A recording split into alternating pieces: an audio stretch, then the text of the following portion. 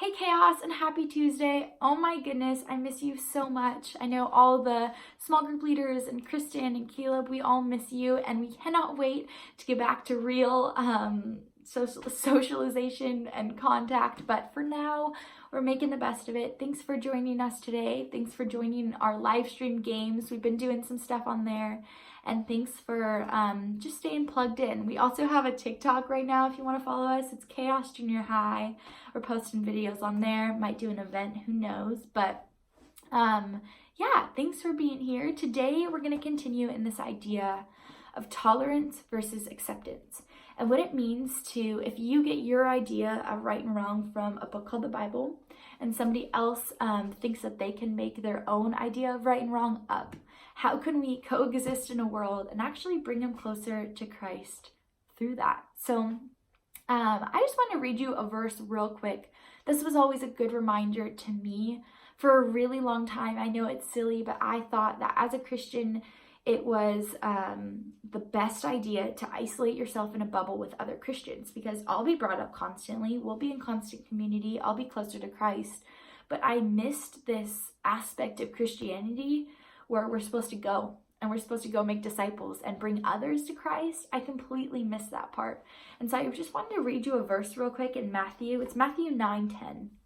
And it says, "While Jesus was having dinner at Matthew's house, many tax collectors and sinners came and ate with him and his disciples." So tax collectors were no bueno in the time. They stole people's money. No one liked them. They weren't good people. So he was hanging out with tax collectors and sinners. I don't know what those sinners did, but clearly if you're labeled a sinner, it had to have been pretty gnarly. So tax collectors, sinners.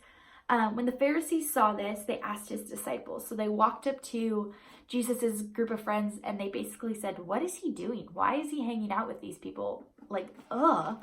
And Jesus kind of overheard this and he walked in and had the most fire response. He said, "It is not the healthy who need a doctor, but the sick."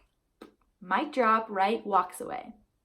Just kidding. He didn't actually walk away. But it is not the healthy who need a doctor, but the sick. But go and learn what this means. I desire mercy, not sacrifice. For I have not come to call the righteous, but sinners. We're not called to isolate ourselves in a bubble. In fact, Jesus went out and he found the worst of the worst people, the people who were labeled sinners in the time. And he hung out with them and he shared the good news. And he didn't do that by shaming them, by putting them down.